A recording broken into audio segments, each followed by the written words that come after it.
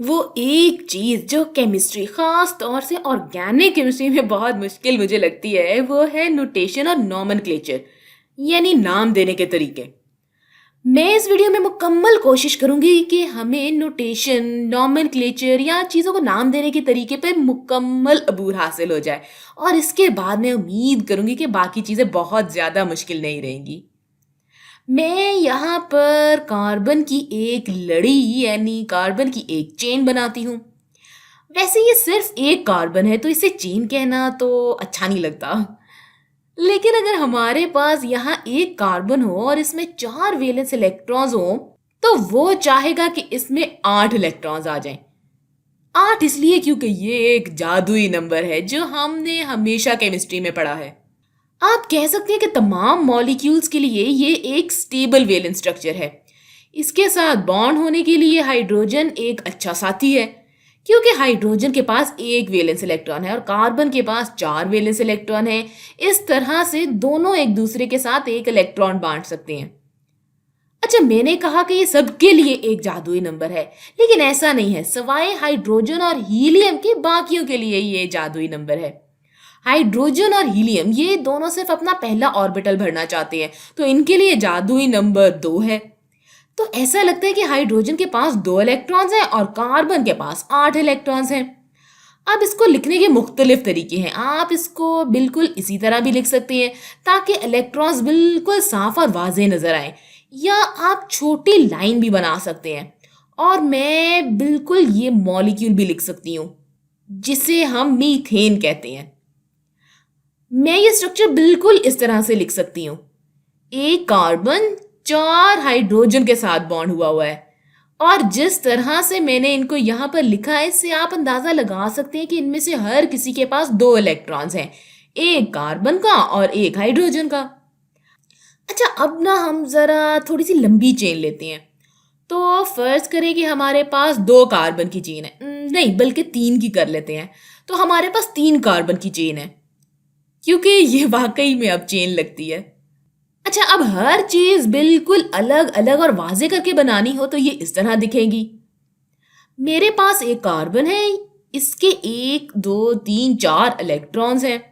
यहाँ पर मेरे पास एक और कार्बन है और इसके भी 4 इलेक्ट्रॉन्स हैं। और ये मेरे पास एक तीसरा कार्बन है और इसके पास भी 4 इलेक्ट्रॉन हैं। तो इस तरह ये हमारे पास 3 कार्बन की चेन हो गई। यहाँ अगर कोई वाजे ना भी करे तो ये अमूमी तौर पर हाइड्रोजन होते हैं, तो हम यहाँ पर कुछ हाइड्रोजन बनाएंगे। अब हमारे पास यहाँ यहाँ यहाँ यहाँ यहाँ इन सारी जगहों पर हाइड्रोजन होगा। अब ये चीज यहाँ देखने वाली है कि इस मॉलिक्यूलर स्ट्रक्चर में मैंने 3 कार्बन बनाए हैं। इनमें से हर किसी के पास 4 बॉन्ड बनाने की सलाहियत है, और इस तरह से ये पूरा मुकम्मल और दुरुस्त मॉलिक्यूलर स्ट्रक्चर है। मगर ये तमाम वैलेंस इलेक्ट्रॉन्स बनाना बड़ा लंबा काम है। इसको सादा तरीके से बनाने का तरीका हम आगे जाके इस वीडियो में सीखेंगे, लेकिन आमतौर पर हम खास तौर पर इस वीडियो में हम इन लकीरों को कुछ इस तरह बना सकते हैं। तो हमारे पास ये 3 कार्बन है जो हाइड्रोजन से जुड़े हुए हैं। अमूमी तौर पर आप इसे इस तरह लिखा हुआ नहीं देखेंगे क्योंकि ये काफी अजीब सा लगता है और इतने हाइड्रोजन का लिखना भी बहुत ज्यादा टाइम ले लेगा, और ये भी नहीं पता होगा कि कौन सा इलेक्ट्रॉन किसका है, कि ये हाइड्रोजन का है या कार्बन का है। मैंने इसे इतना आसान नहीं लिखा जितना लिखा जा सकता था। तो इनके पास ये 2 इलेक्ट्रॉन्स हैं जिन्हें वो इन दोनों के साथ शेयर करते हैं। उम्मीद है कि ये अब काफी हद तक वाज़ेह होगा, लेकिन अगर हमें लकीरों के साथ बनाना पड़े तो ये बिल्कुल इस तरह लगेगा। तो ये कुछ आसान है, और अमूमी तौर पर इस 3 कार्बन वाली चेन को प्रोपेन कहते हैं। इसके बारे में हम ज्यादा तफसील से आगे जाके देखेंगे, तो मैं इसे लिख देती हूँ। अच्छा, अब ये मीथेन है ये वाला, और ये प्रोपेन है। और प्रोपेन को लिखने का एक आसान तरीका भी है। आप इसको इस तरह से भी लिख सकते हैं। बजाय इन बॉन्ड्स को बनाने के आप लिख सकते हैं एक CH3 ये वाला, और ये जुड़ा हुआ है एक CH2 से, और ये CH2 आगे से जुड़ा हुआ है CH3 से। और जरूरी बात यह है कि नोटेशन पर कोई फर्क नहीं पड़ता जब तक आप ये ना जान ले कि मॉलिक्यूलर स्ट्रक्चर क्या है।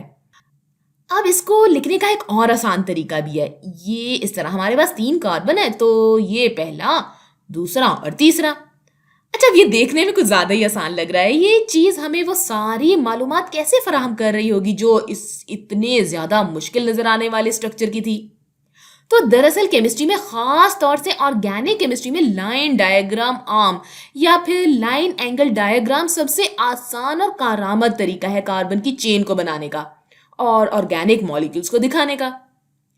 अगर आप कुछ इस तरह की चीज देखें तो आप अंदाजा लगा लेंगे कि इस कोने पर और इस कोने पर और इस कोने पर एक एक कार्बन मौजूद है।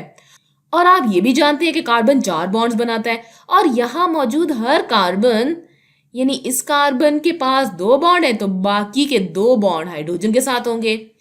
अगर वो यहाँ नहीं भी बनाए तो हम ये ख्याल कर सकते हैं कि यकीनन हाइड्रोजन के साथ ही होंगे। अब इस कार्बन के साथ एक बॉन्ड है तो बाकी 3 हाइड्रोजन के साथ होंगे। इस वाले कार्बन के साथ भी एक बॉन्ड है तो बाकी 3 हाइड्रोजन के साथ ही होंगे। अब यहां वो लाइन एंगल डायग्राम बनाएंगे। यहां मैंने बिल्कुल वही मालूमात फराहम की है जो बाकी इन तस्वीर में मिल रही है। तो ऐसा बहुत जगहों पर देखेंगे। ये चीज़ों को बहुत आसान बना देता है। आप देखेंगे कि कोई इस तरह से बनाता है जहाँ पर वो CH3 लिखेगा और इस तरह बना देगा।